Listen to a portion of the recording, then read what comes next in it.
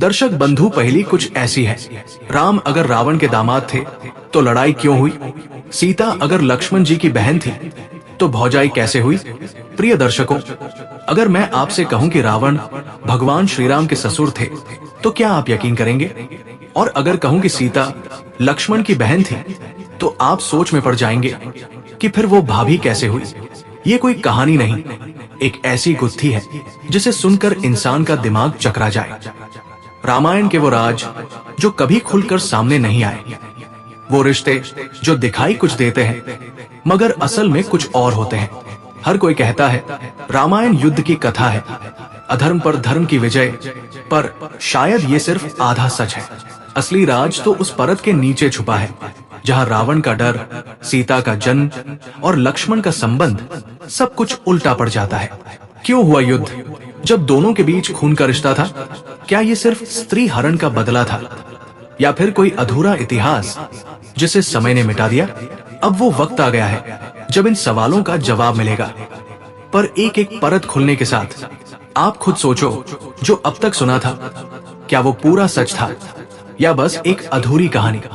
दर्शक बंधु, आज हम इस पहेली को विस्तार से जानेंगे और साथ ही हम सबसे पहले एक कथा के माध्यम से मर्यादा पुरुषोत्तम श्री राम के द्वारा रामायण में बताई गई उन 3 सीख को जानेंगे, जिसको अगर एक साधारण मनुष्य सुन ले तो उसकी पूरी जिंदगी में कभी उसके और उसके औलादों के ऊपर संकट नहीं आएगा। तो चलिए कथा को आरंभ करते हैं। लेकिन आगे बढ़ने से पहले आपको बता दें कि रामायण में स्पष्ट कहा गया है कि कथा हो या सीख अगर बीच में छोड़ दिया जाता है तो वो पाप की श्रेणी में आता है। तो आपसे निवेदन है कि वीडियो को अंत तक पूरा देखें, और अगर आप किशोरी राधा के सच्चे भक्त हैं तो वीडियो को लाइक करके आपके अपने चैनल आध्यात्मिक संसार को सब्सक्राइब जरूर कर लें। तो चलिए राधा कृष्ण का नाम लेकर ये पावन कथा आरंभ करते हैं। बहुत समय पहले की बात है। मनोहरपुर नामक एक नगर था जहाँ कृपा सिंधु नाम के परम प्रतापी और धर्मनिष्ठ राजा का राज्य था। राजा बहुत कुशल और दयालु शासक थे जो अपनी प्रजा का अत्यंत ध्यान रखते थे। इस कारण प्रजा भी उन्हें अपने पिता तुल्य मानकर बहुत स्नेह करती थी और उनके राज्य में सुख शांति बनी रहती थी। राजा के पिता कुछ समय पहले स्वर्ग सिधार गए थे और उसी कारण कृपा सिंधु को अचानक ही राज्य की बागडोर संभालनी पड़ी थी। वे उस समय पूर्णतः युवा अवस्था में थे। उनके पूज्य पिता ने अपने जीवन में अभी तक उनका विवाह नहीं किया था। ये नहीं कि वे अपने पुत्र का विवाह नहीं कराना चाहते थे, बल्कि वे प्रयासरत थे। परंतु एक विशेष बाधा थी जिसके कारण ये संभव नहीं हो सका। अब जब राजा कृपा सिंधु राज सिंहासन पर विराजमान हो गए थे, उनकी माता कल्याणी देवी राजमाता बन चुकी थी। अब पुत्र के विवाह की चिंता राजमाता को भीतर ही भीतर कष्ट दे रही थी। वे प्रायः अपने पुत्र के विवाह हेतु संत महात्माओं से मार्गदर्शन लिया करती थी, परंतु कारण कुछ ऐसा था कि कोई भी इस विषय में कुछ नहीं कर सकता था। उसका एक गूढ़ कारण था, जंग। असल के महात्मा ने कृपा सिंधु को एक गंभीर श्राप दे दिया था कि यदि उनका विवाह हुआ तो उनकी मृत्यु हो जाएगी। राजा जब छोटे थे और राजकुमार कहलाते थे, तब उन्हें वन में शिकार करने की बुरी लत लग गई थी। राजकुमार दया सिंधु जब तक 1-2 हिरण का शिकार नहीं कर लेते, उन्हें संतोष नहीं होता था। राजमाता ने अपने पुत्र को अनेक बार समझाया कि बेटा हिंसा करना एक बड़ा पाप है। केवल अपने मन के सुख के लिए किसी जीव को मारना उचित नहीं। ये धर्म के मार्ग से भटकना है। तुम अपने मन को सेवा और शासन के कार्यों में लगाओ। परंतु राजकुमार तो वीरता की भावनाओं में डूबे रहते थे। वे अपनी माता से कहते, माँ, हम क्षत्रिय हैं, युद्ध और शौर्य हमारा धर्म है।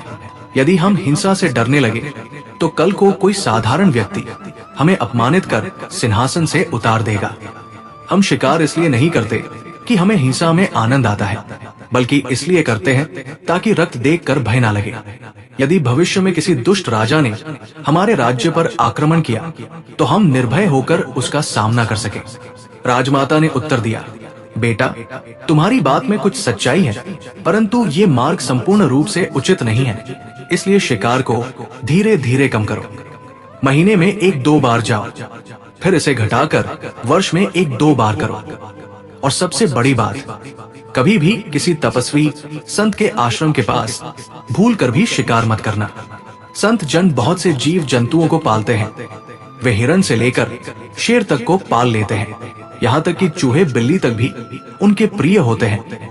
इसलिए तुम नहीं जान पाओगे कि कौन पालतू है और कौन नहीं। इसीलिए कभी भी आश्रम के निकट मत जाना। राजकुमार बोले, माँ, मैं आपकी बात का पूरा ध्यान रखूंगा। इस प्रकार राजकुमार दया सिंधु जब भी शिकार को जाते, महात्मा के आश्रम से बहुत दूरी बनाकर रखते। लेकिन विधि के विधान को कौन टाल सकता है? जीवन मरण, मान अपमान, लाभ हानि सब पहले से ही प्रभु की इच्छा से तय होता है। जिसे जहाँ पहुँचना होता है वो वहाँ पहुँच ही जाता है। एक दिन राजकुमार शिकार के लिए वन में गए। उस समय उनकी आयु मात्र 13 वर्ष की थी। उन्हें संसार के नियमों और जीवन के गूढ़ रहस्यों का ज्ञान नहीं था। यद्यपि माँ ने बहुत समझाया था कि आश्रम के पास मत जाना, परंतु उस दिन वो बात उनके मन से उतर गई थी। वन में उन्हें एक सुंदर हिरण दिखाई दिया और वे उसका पीछा करने लगे। वो हिरण बहुत तेज दौड़ा और सीधे उसी ओर भागा जहां एक सिद्ध तपस्वी महात्मा का आश्रम था। ये कोई साधारण हिरण नहीं था, वो महात्मा का अत्यंत प्रिय हिरण था, जिसे वे पुत्रवत स्नेह करते थे। राजकुमार को उस समय कुछ नहीं सूझ रहा था, उन्हें केवल हिरण दिख रहा था। वे दौड़े और जैसे ही अवसर मिला उन्होंने उस पर बाण चला दिया। बाण लगते ही वो हिरण भागते भागते महात्मा की गोद में गिर पड़ा और वही प्राण त्याग दिए।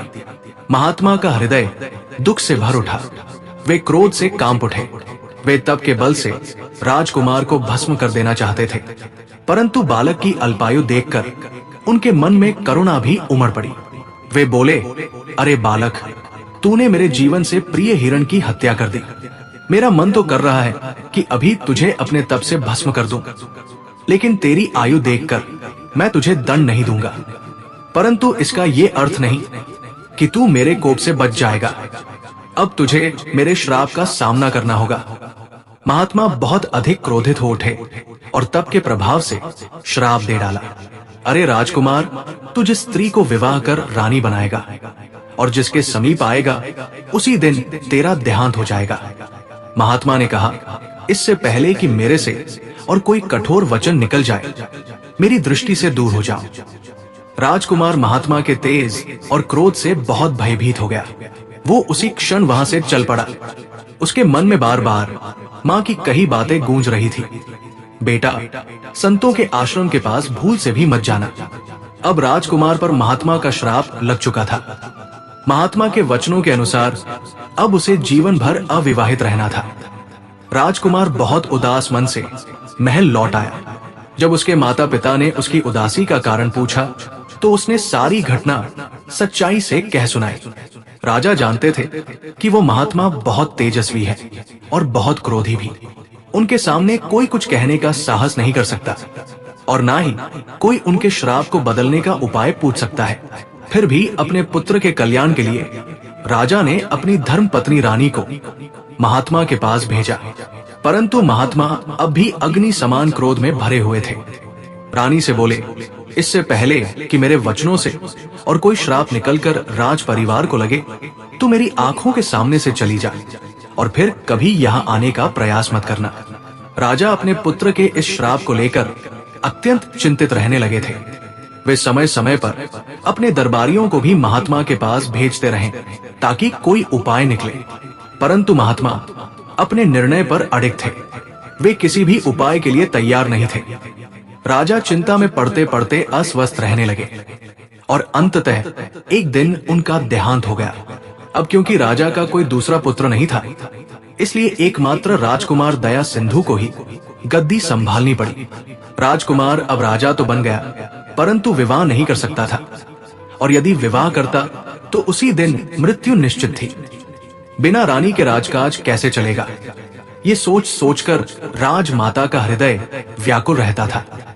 हर माता चाहती है कि उसका पुत्र विवाह कर एक सुंदर सदाचारी पत्नी पाए, लेकिन यहाँ तो सब कुछ उल्टा हो रहा था। राजमाता ने महात्मा की मना करने के बाद भी कई बार उनसे मिलने का प्रयास किया, लेकिन महात्मा अब भी अपनी बात पर दृढ़ थे।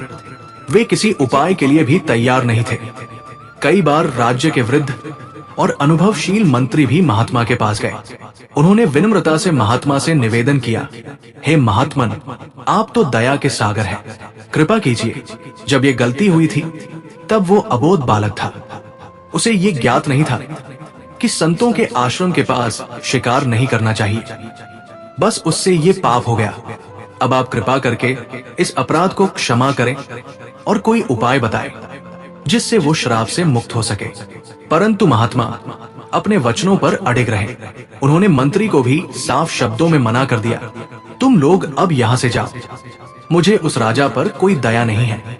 महात्मा बोले, ऐसे निरंकुश राजाओं और उनके राज्य का अंत यही है कि उनकी वंश बेल ही समाप्त हो जाए और फिर प्रजा में से ही कोई योग्य जन राजा बने। मंत्री निराश होकर लौट आए। राजमाता ने भी ये मान लिया था कि महात्मा अपनी बात से हटने वाले नहीं हैं। फिर भी उन्होंने हार नहीं मानी थी। उधर राज्य में एक भयंकर अकाल पड़ गया था। प्रजा ने पहले से अन्न संग्रह नहीं किया था, इसलिए अब उनके घरों में भोजन नहीं बचा था। भूख के कारण लोग बहुत कष्ट में थे। वे अब राज दरबार की ओर आशा भरी निगाहों से देखने लगे थे। राजमाता ने तुरंत ही भूखों के लिए लंगर की व्यवस्था करवाई और गरीब किसानों को अन्न भी उपलब्ध कराया। उधर महात्मा का एक शिष्य था, उत्तम। वो पहले गांव गांव भिक्षा मांगकर अपने आश्रम लौटता था, परंतु अब उसे कहीं से भी कुछ प्राप्त नहीं हो रहा था। एक दिन गांव के एक बुजुर्ग ने उत्तम को सलाह दी, तुम व्यर्थ ही इधर उधर भटक रहे हो। सभी जानते हैं कि भयंकर अकाल पड़ा है। कोई भी व्यक्ति अपने घर के लिए अन्न नहीं जुटा पा रहा है। हम सब रोज राज दरबार के पास चक्कर लगाते हैं, वही भोजन भी मिल जाता है और अन्न भी। और तुम तो महात्मा के शिष्य हो, तुम्हें राजमहल में प्रवेश से कोई नहीं रोकेगा। तुम सीधे राजमाता से जाकर भिक्षा मांग लो। शिष्य उत्तम को ये बात ठीक लगी। उसने सोचा, मैं व्यर्थ ही गांव गांव घूम रहा हूं, और वो सीधा राज दरबार की ओर चल पड़ा। जब उत्तम राजमहल पहुंचा, उस समय राजमाता स्वयं दरबार में उपस्थित थी। शिष्य उत्तम ने उन्हें नम्रता से प्रणाम किया और कहा, माता, मैं वन में रहने वाले महात्मा का शिष्य हूं। मैं भिक्षा की याचना हेतु आपके चरणों में आया हूं। शिष्य के मुख से ये वचन सुनकर राजमाता का हृदय प्रसन्नता से भर उठा। कुछ देर ध्यान में डूबी, फिर मुस्कुराई और बोली, हे शिष्य, आज वर्षों बाद कोई महात्मा के आश्रम से इस राज दरबार में आया है। ये मेरे लिए अपार आनंद की बात है। मैं तुझे मनचाही वस्तु देने को तैयार हूँ, लेकिन उससे पहले एक छोटी सी प्रार्थना है। मेरे मन में एक प्रश्न है जो मुझे बहुत समय से विचलित करता है। राजमाता ने आगे कहा, क्या महात्मा सदा ही क्रोध में रहते हैं, या वे भी किसी से स्नेह करते हैं? क्या उनके जीवन में भी कोई ऐसी प्रिय वस्तु है जिससे उन्हें गहरा प्रेम हो? तब शिष्य उत्तम ने बड़ी विनम्रता से उत्तर दिया, मातेश्वरी, महात्मा भीतर से बहुत ही करुणामय और कृपालु है, परंतु जब कोई उन्हें रुष्ट कर देता है तो वे उसे कभी क्षमा नहीं करते।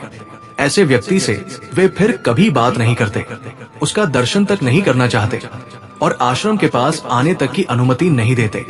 कोई शिष्य गलती करता है तो उसे भी आश्रम से बाहर निकाल देते हैं। थोड़ा रुककर शिष्य ने कहा, लेकिन एक ऐसा भी है जिससे वो अत्यंत प्रेम करते हैं, जिसकी कोई भी गलती वे क्षमा कर देते हैं, और यदि वो रूठ जाए तो उसे मनाने के लिए घंटों लग जाते हैं। राजमाता ने कौतूहल से पूछा, कौन है वह जिससे महात्मा को इतना अधिक स्नेह है?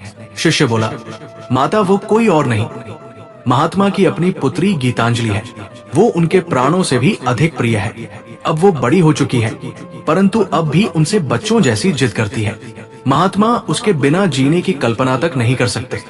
आजकल महात्मा उसकी शादी की चिंता में है, लेकिन गीतांजलि ने स्पष्ट कहा है कि उसे विवाह नहीं करना है। वो तो साध्वी बनकर तब के मार्ग पर चलना चाहती है। राजमाता को बस इतना ही जानना था। इस जानकारी ने उनके हृदय में आशा की किरण जगा दी थी। राजमाता ने अपना वचन निभाते हुए कहा कि शिष्य, अब मांग लो जो कुछ तुम्हें चाहिए। शिष्य बोला, मातेश्वरी, मुझे धन की कोई इच्छा नहीं, बस कृपा करके एक थैला अन्न का दान दे।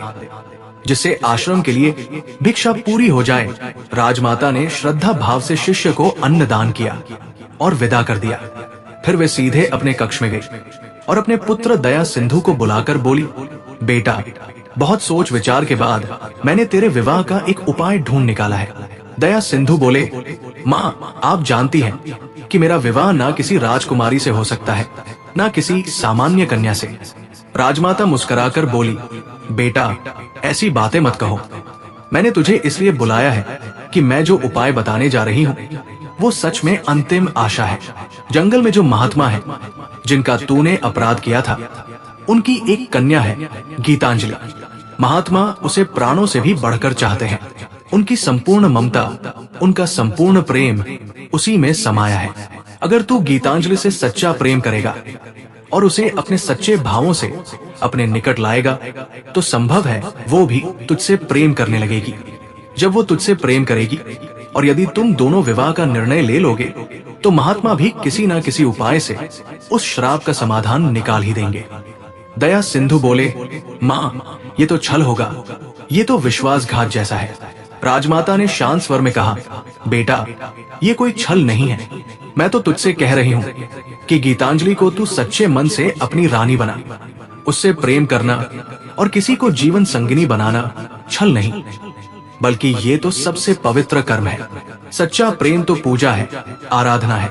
अपनी प्रियतमा को पत्नी बनाना, उसे सम्मान देना, ये तो सबसे बड़ा पुण्य है। और सोच, गीतांजलि जैसी तपस्विनी, सुंदर और गुणी कन्या यदि इस विशाल साम्राज्य की रानी बने तो ये उसका सौभाग्य भी होगा। जहाँ प्रेम है वही भगवान का वास होता है। जहाँ क्रोध रहता है वहाँ राक्षसी प्रवृत्तियां बसती है। बेटा, प्रेम की शक्ति सबसे महान होती है। प्रेम से ही भगवान को पाया जा सकता है। अब तू अपने को बदल। अब तेरा शिकार जीव जंतु नहीं, प्रेम होना चाहिए। देखना, अगर तू सच्चे भावों से गीतांजलि को चाहेगा तो वो स्वयं तेरे पास खिंची चली आएगी। दया सिंधु ने माँ की बात को सम्मान पूर्वक स्वीकार किया और अब वो प्रतिदिन वन की ओर जाने लगा। लेकिन इस बार उसका लक्ष्य किसी पशु का शिकार नहीं था। इस बार उसके हृदय में प्रेम का बीज था। उसका ध्यान अब महात्मा की कन्या गीतांजलि की ओर था। महात्मा की कुटिया के ठीक उत्तर दिशा में एक पवित्र सरोवर था, जहाँ गीतांजलि प्रतिदिन जल लेने जाती थी। वही वह स्नान करती, वन से फूल और फल भी चुन लाती। वो इतनी शांत और एकाग्र रहती कि कभी इधर उधर दृष्टि तक नहीं डालती। उसे ये आभास भी नहीं होता था कि कोई उसके आसपास है। राजमाता की आज्ञानुसार अब दया सिंधु प्रतिदिन उस क्षेत्र में विचरण करने लगा जहां महात्मा की कुटिया थी। वो कई बार गीतांजलि के पास से होकर गुजरा। कभी कभी तो सामने आकर रास्ते में खड़ा हो जाता, परंतु गीतांजलि बिना कुछ बोले सिर झुकाए रास्ता बदलकर चली जाती। उसने एक बार भी राजा की ओर दृष्टि नहीं डाली। राजा दया सिंधु बहुत ही उलझन में पड़ गया। वो लौटकर राजमाता के पास आया और बोला, माँ, मेरी बात वहां चलने वाली नहीं है।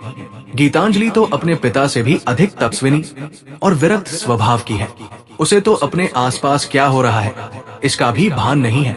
वो किसी दूसरी ही दुनिया में मगन रहती है। राजा आगे बोला, माँ, एक सन्यासिनी ना तो प्रेम कर सकती है, ना ही किसी की पत्नी बन सकती है। वहां तो मेरा सारा प्रयास व्यर्थ है। राजमाता ने शांत और स्नेहमयी स्वर में कहा, बेटा, तुझे प्रेम करना आता ही नहीं। सच्चा प्रेम तो पत्थर में भी भगवान को प्रकट कर देता है। तुम अपने प्रयास को मत छोड़ो। देखो, एक दिन में ना कोई बाग फलता है, ना ही किसान की फसल तैयार होती है। एक माली भी फूल खिलाने के लिए धैर्य रखता है। हर शुभ कार्य में समय लगता है। तुम्हें एक दो दिन नहीं बल्कि वर्षों तक प्रयास करना पड़ सकता है। समझ लो, तुम्हारी जीवन की डोर अब उसी कन्या से बंध चुकी है। जिस दिन तुम उसे पत्नी बना लोगे, जान लेना तुमने 1000 यज्ञों का पुण्य प्राप्त कर लिया। राजा ने माँ के वचनों को श्रद्धा से सुना और एक बार फिर वन की ओर चल पड़ा। अब वो प्रतिदिन आश्रम के आसपास जाता और धीरे धीरे उसके मन में तप और प्रेम दोनों का समावेश होता जा रहा था। गर्मियों के दिन थे। थोड़ी ही देर में राजा को प्यास लग गई। वो सरोवर की ओर पानी पीने चला गया। हालांकि वो गया तो जल पीने के लिए था, परंतु उसका ध्यान गीतांजलि पर लगा हुआ था। गीतांजलि उसी समय सरोवर से जल भर रही थी। राजा जैसे ही सरोवर में उतरा, सहसा उसका पांव किसी जीव ने पकड़ लिया। उसने नीचे देखा, वो घड़ियाल था। राजा के होश उड़ गए, उसका शरीर कांपने लगा। उसे अपने प्राणों की कोई आशा नहीं दिखी। घड़ियाल उसे खींचते खींचते सरोवर के बीच की ओर ले जाने लगा। संयोगवश गीतांजलि की दृष्टि उस ओर पड़ी। उसने देखा कि एक व्यक्ति को घड़ियाल खींचे जा रहा है। जब गीतांजलि ने पहचाना कि वह राजा है, तो उसका हृदय द्रवित हो उठा। वो तुरंत बोल उठी थी, जलचर, इस राजा को छोड़ दो। यदि तुम्हें बहुत भूख लगी है तो मुझे खा लो, परंतु इस राजा को मत खाओ। ये मारा गया तो मेरे पिता का नाम कलंकित हो जाएगा, मेरे पिता की कीर्ति पर दाग लग जाएगा। ऐसा लगता था जैसे घड़ियाल भी गीतांजलि के वचनों को ध्यान से सुन रहा था। वो शांत हो गया और उसने राजा को छोड़ दिया। फिर वो जल की गहराई में समा गया। राजा किसी तरह तैरकर किनारे आया। उसका शरीर कांप रहा था, मुख से बोल तक नहीं फूट रहे थे। कांपते हुए स्वर में राजा बोला, देवी, आपने मुझ पर अत्यंत महान कृपा की है। यदि आप यहाँ नहीं होती तो मैं इस समय जीवित ना होता। आपने संकट की घड़ी में मेरी रक्षा की है। मैं आपके इसके उपकार का ऋणी हूँ। आप मुझे बताइए, इस उपकार का बदला मैं कैसे आपको चुकाऊं? गीतांजलि ने कोमल स्वर में उत्तर दिया, राजन, ये कोई उपकार नहीं है, ये तो मनुष्य का कर्तव्य है। जब कोई विपत्ति में हो तो उसकी सहायता करना धर्म होता है। मनुष्य का जीवन ही सेवा और परोपकार के लिए मिला है। यदि मैं किसी संकटग्रस्त की रक्षा कर सकूं, तो इसमें मैंने कोई महान कार्य नहीं कर दिया है। आप इसे उपकार समझ रहे हैं, ये आपकी महानता है। आप शायद घड़ियाल के भय से जल नहीं पी सके होंगे। आइए मैं स्वयं आपको जल पिलाती हूँ। पहले आप शांति से बैठे और जल ग्रहण कीजिए। गीतांजलि ने बड़े स्नेह से राजा को जल पिलाया। राजा को पहले ये भ्रम था कि गीतांजलि को अपने रूप पर अभिमान है, इसलिए वो किसी की ओर देखती तक नहीं। मगर आज राजा ने स्वयं देखा कि महात्मा की ये कन्या तो जितनी सुंदर है, उतना ही उसका मन भी कोमल और निर्मल है। उसमें तो अहंकार की तो एक रेखा भी नहीं है। इतना बड़ा उपकार कर रही है और उसे साधारण बात कहकर टाल रही है। गीतांजलि ने कहा, राजन, अब आप स्वस्थ हैं और अब आप अपने मार्ग पर जा सकते हैं। फिर वो धीरे से अपना घड़ा उठाकर वहां से चली गई। राजा उसे बस जाता हुआ देखता रह गया। अब दया सिंधु के मन में ये दृढ़ संकल्प बन चुका था कि चाहे कुछ भी हो, मेरी रानी तो यही बनेगी। उसके कानों में अब भी गीतांजलि के मधुर वचन गूंज रहे थे, घड़ियाल, इस राजा को छोड़ दो। अगर भूख लगी है तो मुझे खा लो। वो राजमहल लौट आया और सारा वृत्तांत अपनी माता को बताया। राजमाता ने प्रसन्न होकर कहा, बेटा, अब तू अपनी मंजिल के बहुत निकट है। तुझे अपने प्रयास में लगे रहना है। दूसरे दिन राजा फिर सरोवर के पास पहुंच गया। उस समय गीतांजलि सरोवर में स्नान कर रही थी। राजा गीतांजलि के स्मरण में इतना डूबा हुआ था कि उसे यह भी याद ना रहा कि स्नान करती स्त्री की ओर दृष्टि डालना मर्यादा के विपरीत है। वो उसे स्नान करते हुए निहारने लगा। गीतांजलि ने जब देखा कि राजा उसकी ओर देख रहा है, तो वो थोड़ी असहज हो गई और बोली, राजन, आपको ये विदित होना चाहिए कि जहाँ स्त्रियां सरोवर या नदी में स्नान कर रही हो, वहां किसी पुरुष को नहीं जाना चाहिए। ये धर्म की मर्यादा के विपरीत है। स्नान करती स्त्री को देखना बहुत बड़ा पाप है। आप एक राजा है, आपकी जिम्मेदारी प्रजा की रक्षा करना है, न कि उनकी मर्यादा को भंग करना। कृपया आप अभी यहाँ से चले जाएं। गीतांजलि की बात सुनकर राजा को अपनी भूल का गहरा एहसास हुआ। उसने तुरंत क्षमा मांगी और श्रद्धा भाव से सिर झुकाकर लौट गया। लेकिन अब उसके हृदय में गीतांजलि की स्नान करती हुई छवि बस गई थी। उसका मन बार बार उस रूप के दर्शन की ओर खींचने लगा। अब वो प्रतिदिन उसी समय सरोवर आता और छुपकर गीतांजलि को देखता, फिर लौट जाता। इस तरह 2 सप्ताह बीत गए।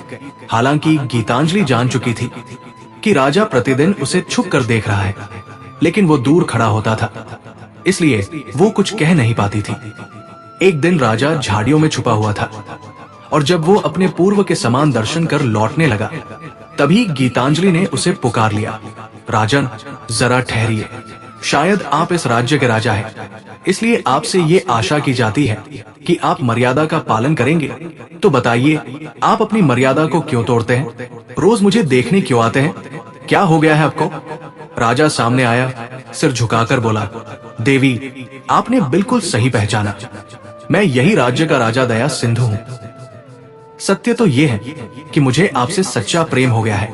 मैं आपको देखे बिना रह ही नहीं सकता। मेरा मन अनायास आपकी ओर खिंचा चला आता है। मैं आपसे विवाह करना चाहता हूँ। गीतांजलि ने गंभीर स्वर में कहा, राजन, ये तो आपने एक बहुत ही भारी रोग अपने भीतर पाल लिया है। आप एक राजा हैं। आपको किसी राजकुमारी से विवाह के बारे में सोचना चाहिए। राजा ने उत्तर दिया, जो हृदय में बस जाए वही मेरे लिए राजकुमारी है। राजकुमारी कोई स्वर्ग से उतरी हुई देवी नहीं होती, वो भी एक साधारण कन्या होती है। आप मेरे हृदय में स्थान बना चुकी हैं। अब आप ही मेरी रानी हैं। कृपा करके केवल एक बार हाँ कह दीजिए, मैं जीवन भर के लिए धन्य हो जाऊंगा। गीतांजलि बोली, राजन, ये कार्य मेरे लिए अत्यंत कठिन है।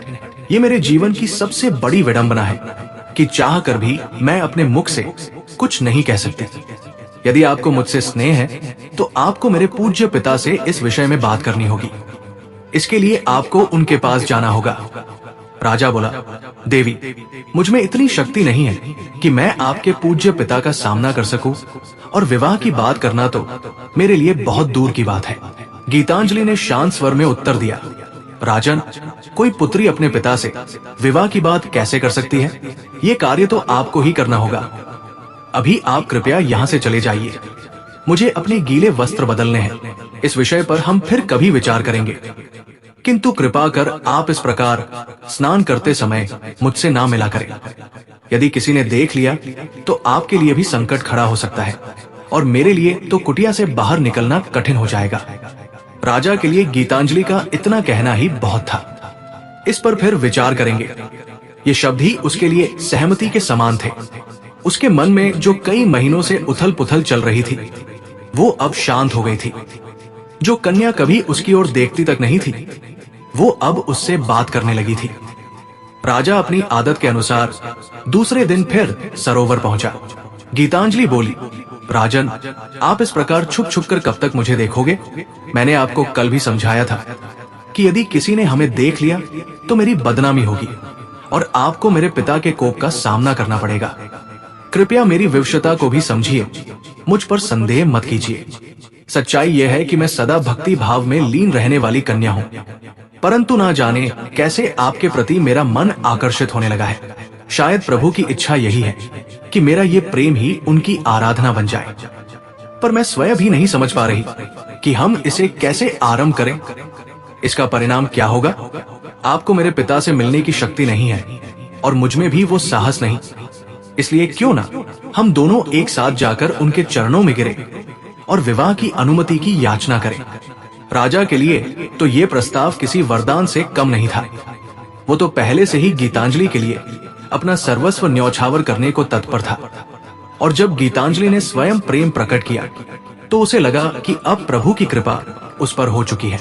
उसे ये भली भांति ज्ञात था कि महात्मा अपनी बेटी से असीम प्रेम करते हैं। ये बात गीतांजलि भी जानती थी। उसी समय दोनों महात्मा के पास पहुंचे। महात्मा उस समय ध्यान में लीन थे। गीतांजलि ने इशारे से राजा को समझाया, ये उचित अवसर है, बिना समय गवाए चलिए उनके चरण पकड़ते हैं। दोनों ने साथ मिलकर महात्मा के चरण पकड़ लिए। महात्मा चौंक उठे और बोले, बेटी, ये तुम क्या कर रही हो? तुम्हें क्या हो गया है? गीतांजलि बोली, पिताश्री, मैं अपने मन की दुर्बलता के आगे हार गई हूँ। मुझे कुछ समझ नहीं आता कि क्या सही है और क्या गलत है। मुझसे एक बड़ी भूल हो गई है। मैंने इस राजा से प्रेम कर लिया है। कृपया आप मुझे इनके साथ जीवन व्यतीत करने की अनुमति दें और अपना आशीर्वाद दें। महात्मा ने गहराई से ध्यान लगाया और देखा, राजा के विवाह होते ही उसकी मृत्यु निश्चित है, और ये श्राप स्वयं उन्होंने ही दिया था। उन्होंने गहरी सांस ली और बोले, बेटी, ये क्या मूर्खता है? तू एक महात्मा की पुत्री है, एक तपस्विनी है, फिर ये विवाह का विचार तुझे कहां से आ गया? और यदि विवाह करना ही है तो किसी तपस्वी से कर। तू रानी बनने का स्वप्न क्यों देख रही है? गीतांजलि ने उत्तर दिया, पिताजी, आप परम ज्ञानी हैं, फिर भी ऐसी बात कर रहे हैं जो एक अज्ञानी करता है। क्या आप नहीं जानते कि जो एक बार मन में बैठ जाए वो सरलता से नहीं निकलता? महात्मा बोले, बेटी, तूने बिना सोच विचार ये निर्णय ले लिया। क्या तुझे ज्ञात है कि ये राजा शापित है? उसके विवाह के साथ ही उसकी मृत्यु तय है। गीतांजलि निशांत लेकिन दृढ़ स्वर में पूछी, राजन को ऐसा मृत्यु का श्राप किसने दिया है पिताजी? महात्मा ने उत्तर दिया, ये श्राप मैंने ही दिया है। तब गीतांजलि ने भक्ति भाव से कहा, पिताजी, जब ये श्राप आपने दिया है तो मैं निश्चय ही इसी राजा से विवाह करूंगी, क्योंकि यदि मेरे पति की मृत्यु निश्चित है तो मुझे सती होने का सौभाग्य प्राप्त होगा। यही मेरे जीवन की पूर्णता होगी।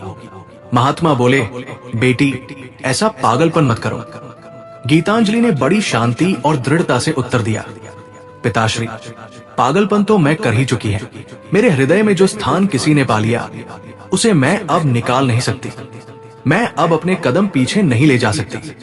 अगर मेरे भाग्य में विवाह के तुरंत बाद सती होना लिखा है तो मैं उसे भी स्वीकार करूंगी। आप में तो वो सामर्थ्य है कि विधाता के लिखे को भी बदल सकते हैं, लेकिन आप ऐसा करेंगे क्यों? आप मेरे पिता हैं तो मेरे लिए कुछ कर सकते हैं।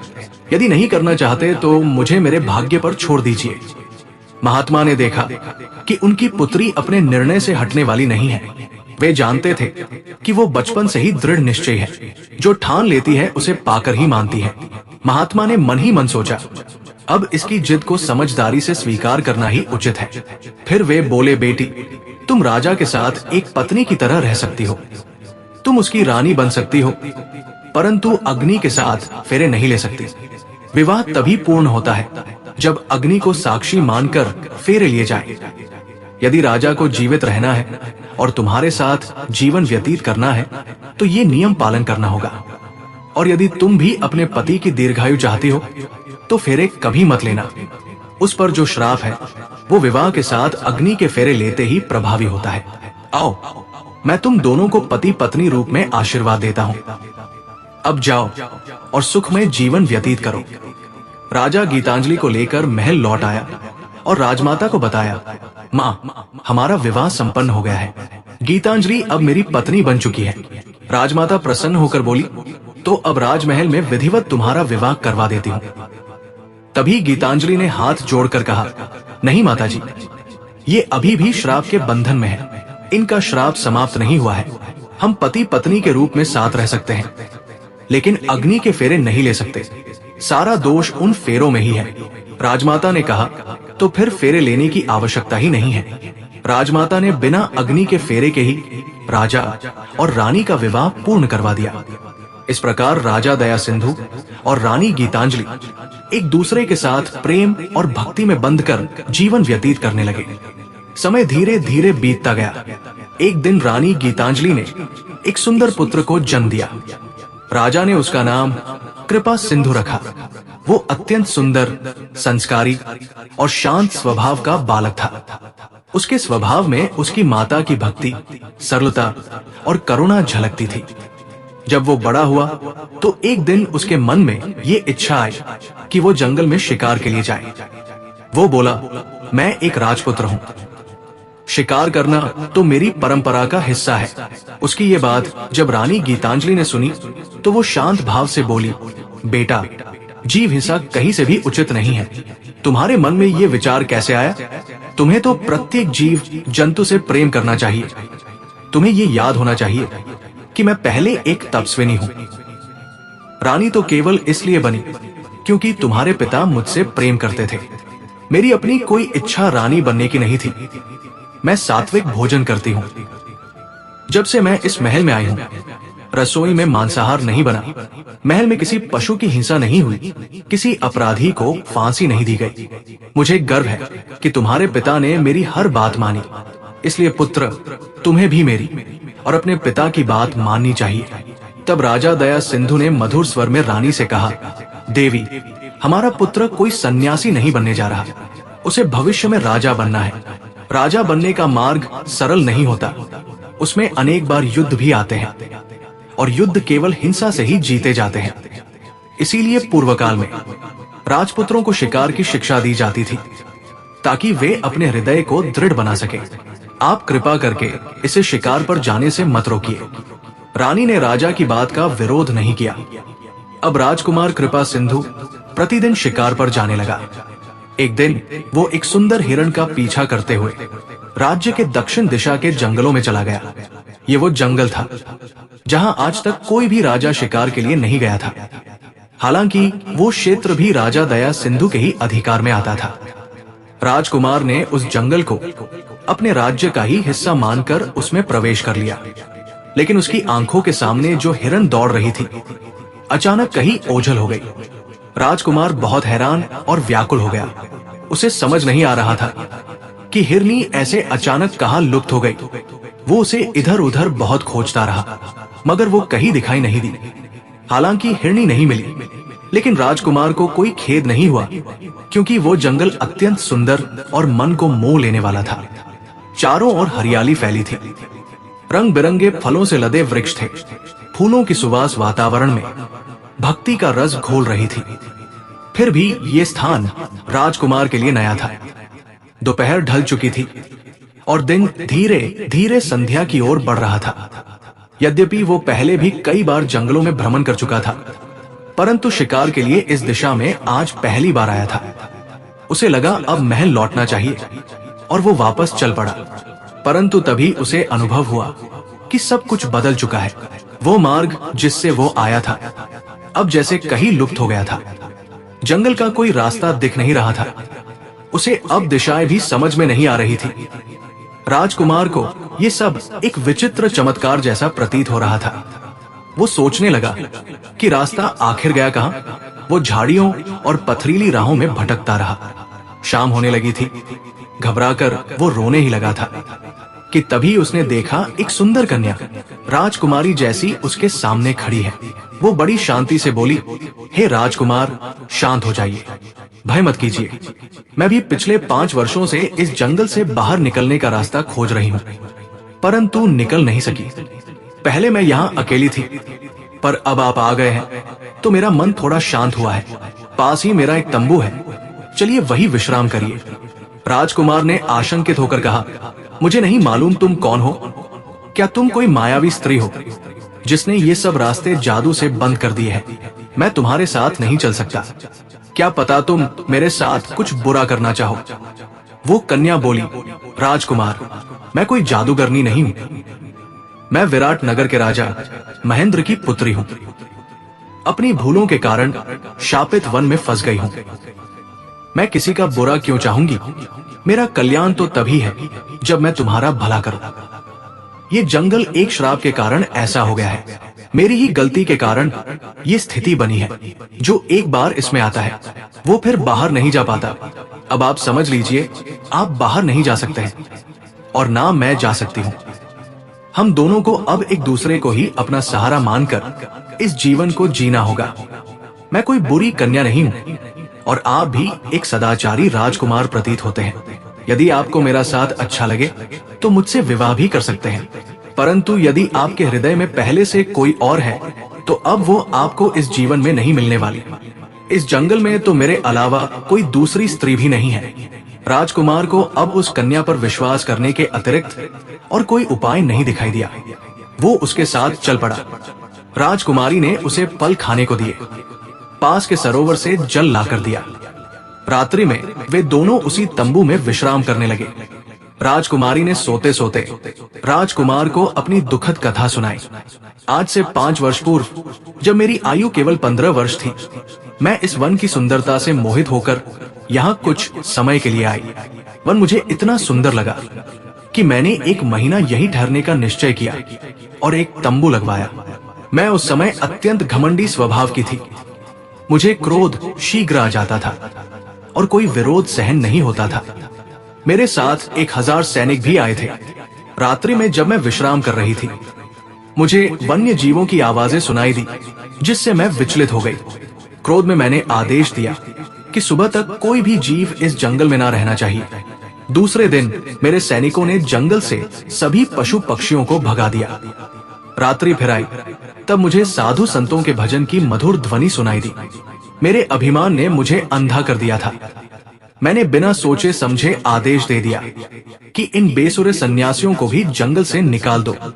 मेरे सैनिकों ने उनका आश्रम उजाड़ दिया और उन्हें वहां से निकाल दिया।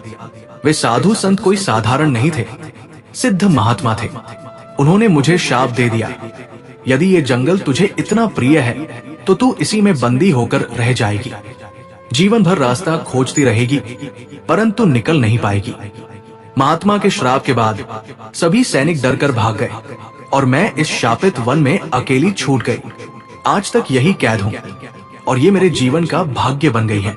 अब जब पीछे मुड़कर देखती हूँ तो अपने अहंकार पर बहुत क्रोध आता है। सोचती हूँ मैंने कैसे तपस्वी महात्माओं से उलझने का साहस कर लिया। मेरा घमंड तो उसी दिन चला गया था। अब मैं पहले जैसी नहीं रही, एक साधारण, समझदार और संयमी कन्या बन चुकी हूँ। आपने अभी तक मेरा नाम नहीं पूछा और मैंने भी आपका नहीं बताया। मेरा नाम रत्नावली है। पिताजी का नाम आप पहले ही सुन चुके हैं। राजकुमार मुस्कुराते हुए बोला, देवी, मेरा नाम कृपा सिंधु है। मैं मनोहरपुर के महाराज दया सिंधु का पुत्र हूँ। मेरी माता एक ऋषि की कन्या है। उन्होंने मुझे इस वन में आने और शिकार करने से मना किया था, लेकिन मेरे पिताश्री ने मुझे इसकी अनुमति दी तो मैं चला आया। मुझे नहीं पता था कि मैं ऐसे किसी स्थान में फंस जाऊंगा, लेकिन आपके सानिध्य से मुझे शांति प्राप्त हुई।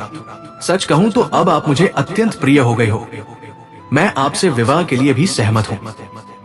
अब उस वन में कोई पुरोहित था नहीं जो विधिवत मंत्रोच्चारण कर विवाह कराए। ना वेद, ना मंडप, ना कोई गवाह। पर जब दो मानव का मिलन हो जाए, दो आत्माएं एक हो जाए, वही सच्चा विवाह होता है। रत्नावली बोली, मैं भी यही कह रही थी। जब हम साथ रहते हुए एक दूसरे से अलग नहीं रह सकते तो फिर साथ ही जीवन बिताएं। राजकुमार और रत्नावली पति पत्नी की तरह साथ रहने लगे। उधर जब कई दिन बीत जाने पर राजकुमार महल वापस नहीं लौटा तो महाराज और राजमाता दोनों व्याकुल हो उठे। रानी इस बार महाराज पर नाराज भी हुई।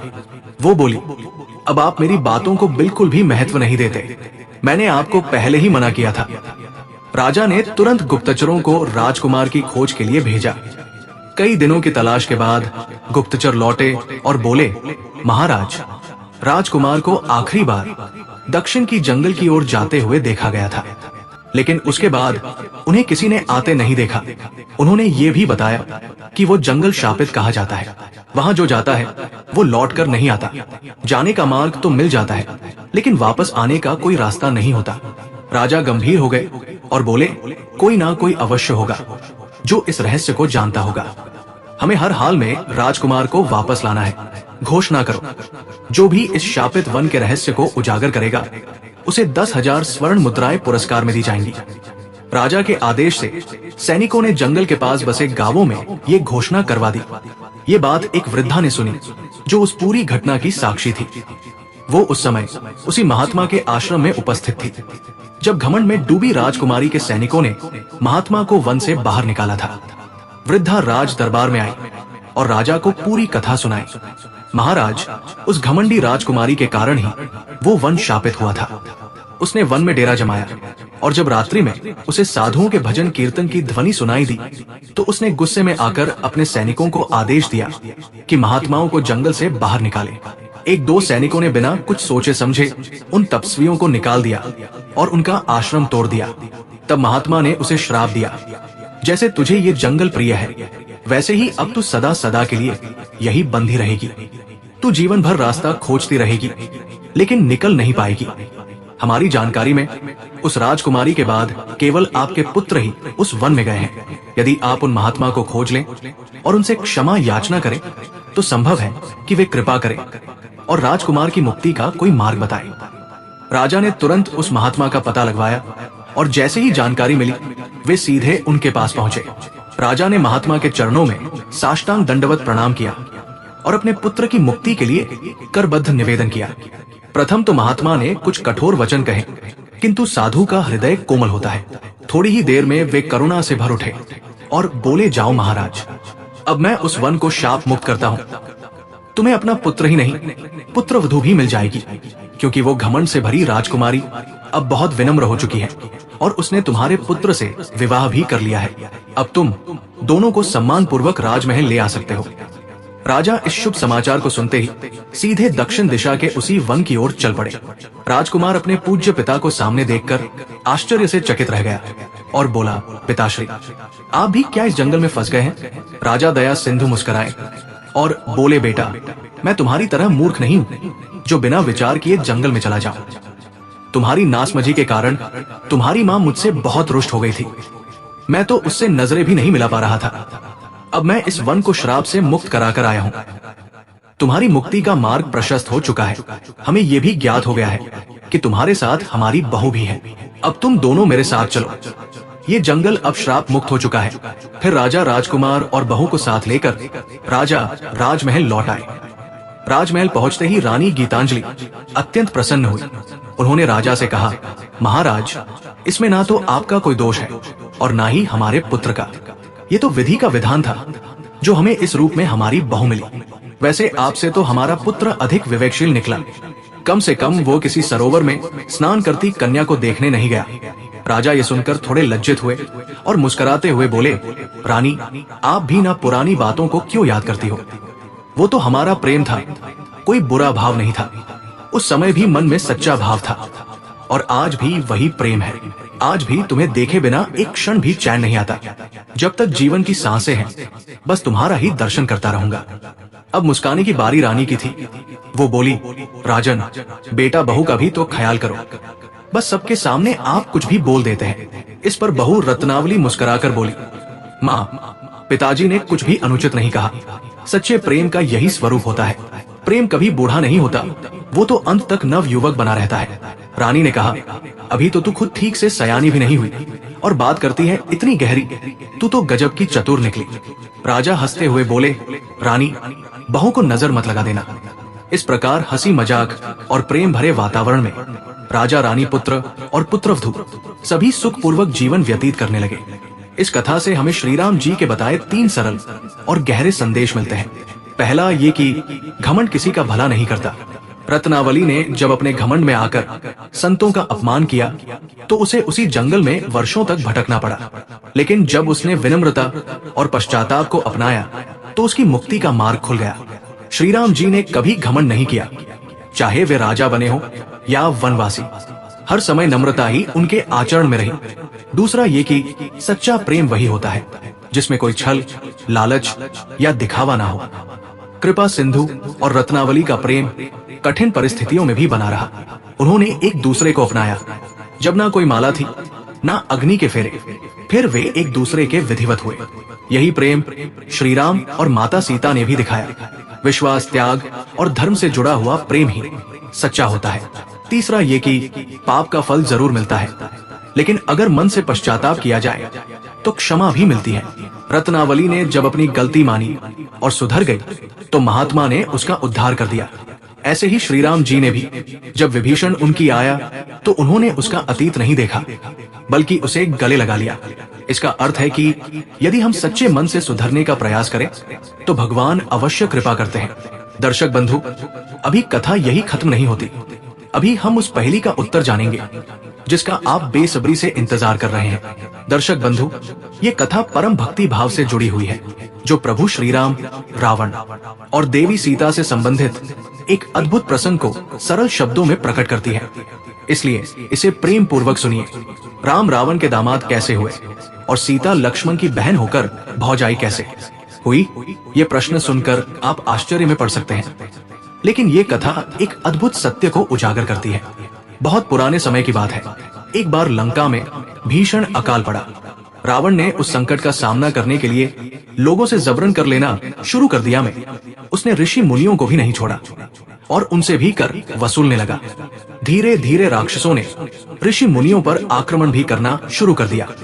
चूंकि साधु संतों के पास धन संपत्ति नहीं होती, इसलिए राक्षसों ने उनका रक्त लेना शुरू कर दिया। ऋषियों ने रावण को श्राप दिया कि जहां भी उनका ये रक्त गिरेगा, वही रावण के विनाश के जड़ी की उत्पत्ति होगी। इसी दौरान एक दिन रावण जंगल में विहार करने गया। उसी जंगल में गृड समद नामक एक तपस्वी रहते थे जो देवी लक्ष्मी को अपनी पुत्री रूप में पाने की तपस्या कर रहे थे। वे प्रतिदिन एक मिट्टी के घड़े में दूध एकत्र करते थे। एक दिन जब वो तपस्वी बाहर गए हुए थे, तभी रावण वहां पहुंचा और कुटिया में घुस गया। उसने वहां उस मिट्टी के घड़े को देखा और उठा लिया। फिर उसमें ऋषियों का खून भरवाकर वो उसे लेकर लंका लौट गया। लंका पहुंचकर रावण ने एक झूठ फैलाया कि उस घड़े में बहुत ही भयंकर विष है, जो भी उसे पिएगा वो तुरंत मर जाएगा। फिर रावण उस घड़े को वहीं रखकर वन विहार के लिए निकल गया। अब मंदोदरी को रावण पर संदेह था कि वो पराई स्त्रियों से संबंध रखता है। क्रोध में आकर मंदोदरी ने सोचा, यदि ये सच में विष है तो मैं इसे पीकर मर जाऊंगा। उसने थोड़ा रक्त उस घड़े से लिया और उसे पी लिया। वो मरी तो नहीं, लेकिन उसे गर्भ ठहर गया। अब मंदोदरी और अधिक व्याकुल हो गई। उसने सोचा कि जब रावण को इस बात का पता चलेगा तो उसके चरित्र पे सवाल उठाए जाएंगे। इसलिए चालाकी से रावण से कहा, स्वामी, मैंने सुना है जब आप गरजते हैं तो स्त्रियों के गर्भ गिर जाते हैं। मैं भी देखना चाहती हूँ। रावण मंदोदरी की बात सुनकर जोर से गरजा और अट्टहास किया। तुरंत मंदोदरी का गर्भ वही गिर गया। जब रावण चला गया तब मंदोदरी ने वो गिरा हुआ गर्भ उठाया और उसे फिर से उसी घड़ी में डालकर उसे ढक दिया। कुछ दिनों बाद आकाशवाणी हुई कि यदि ये घड़ा लंका में ही रहा तो भारी संकट और अकाल आएगा। इसे किसी समृद्ध और पुण्य भूमि में गाड़ देना चाहिए।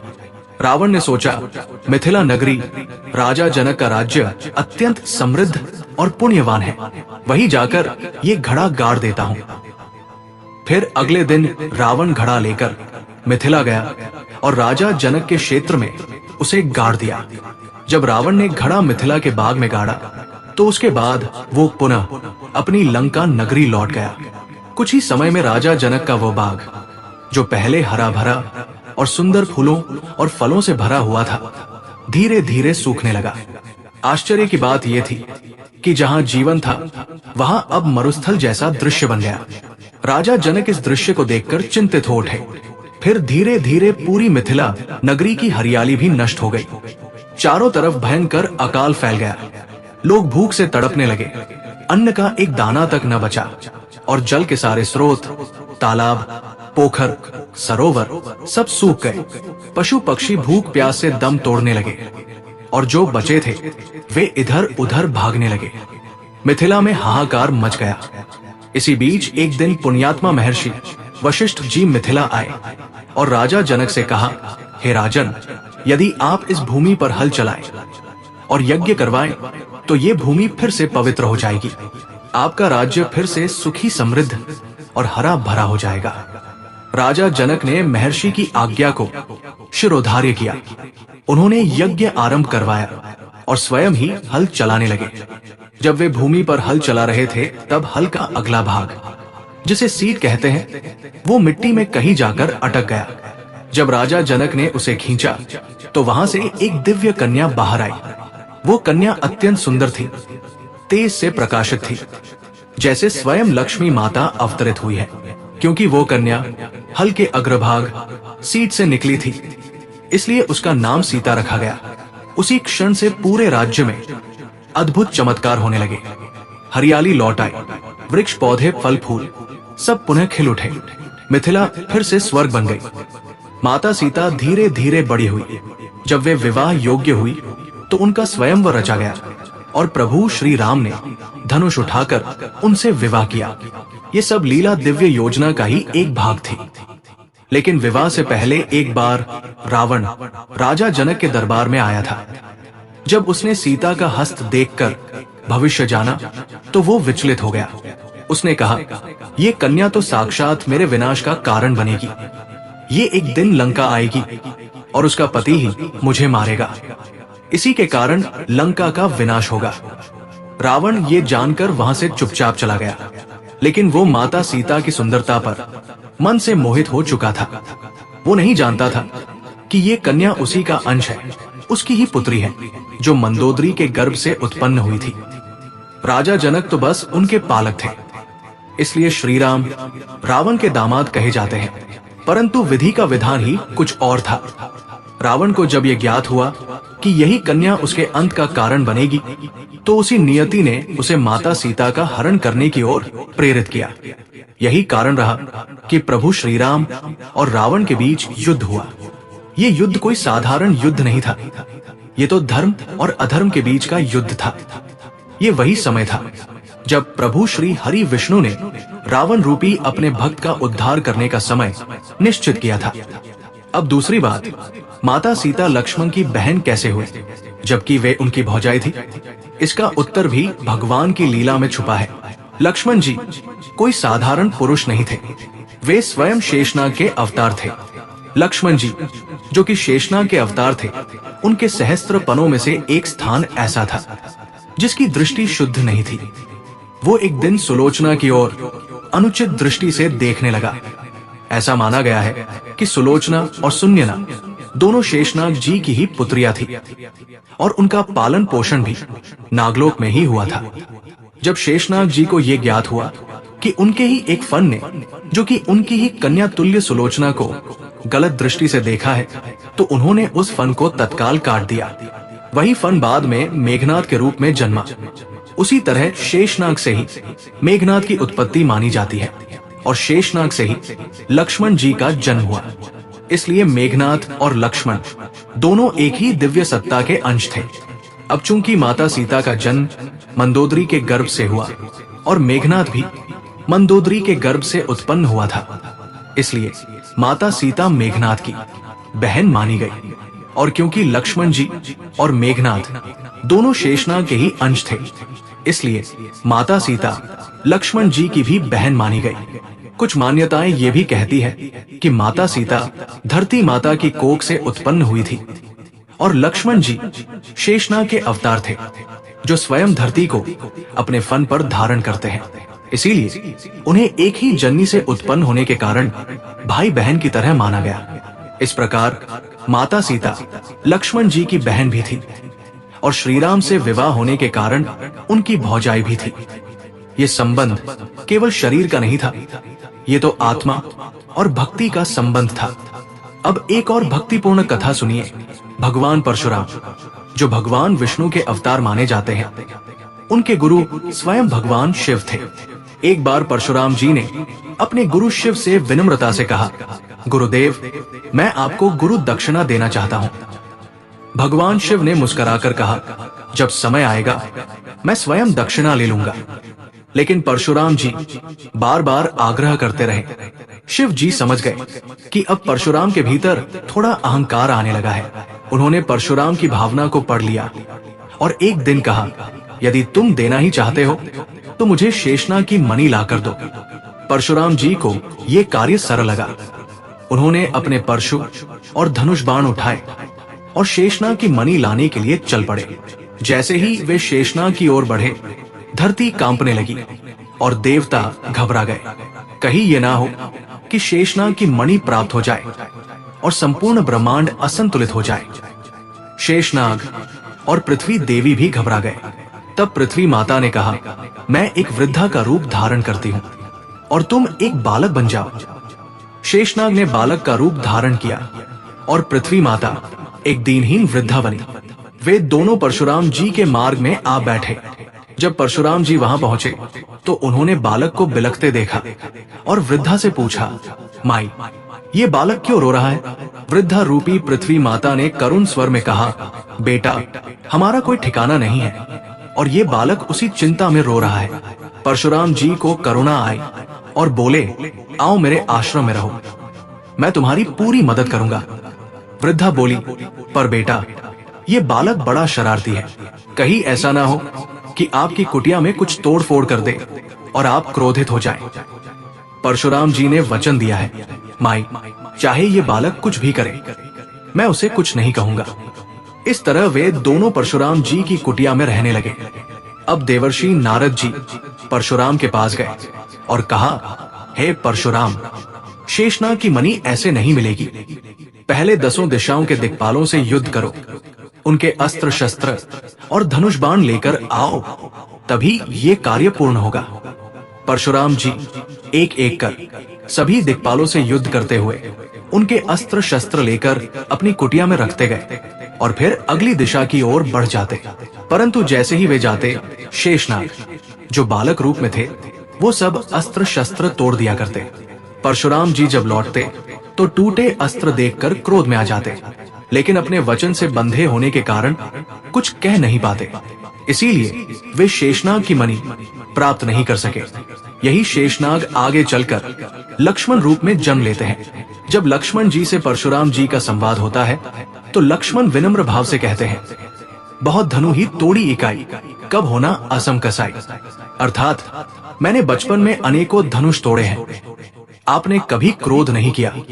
फिर इस धनुष में ऐसा क्या था जो आज इतना क्रोध आ गया। अब यदि हम ये जानना चाहे कि सीता जी लक्ष्मण जी की बहन और भौजाई कैसे हुई, तो उत्तर बड़ा सरल और भक्तिमय है। जब शेषनाग बालक रूप में थे और पृथ्वी माता वृद्धा रूप में थी, उन्होंने परशुराम जी से शेषनाग को अपना पुत्र कहा था। अब वही शेषनाग लक्ष्मण बने और धरती से जन्म लेने वाली सीता उनकी बहन कहलाई। क्योंकि दोनों धरती माता से उत्पन्न हुए, इसलिए दोनों भाई बहन हुए और श्रीराम से विवाह के बाद सीता उनकी भौजाई भी बनी। ये केवल रिश्ता नहीं, ये ईश्वर की लीला है जिसे केवल श्रद्धा से ही समझा जा सकता है। यदि ये कथा आपके हृदय को छू गई हो तो कृपया एक मधुर कमेंट जरूर करें। यदि ये वीडियो आपको अच्छा लगा हो तो इसे लाइक और शेयर करें।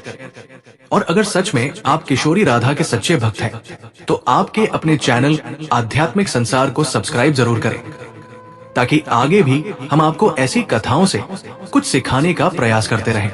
बोलिए बरसाना वाला राधा की जय, यशोदा नंदन की जय।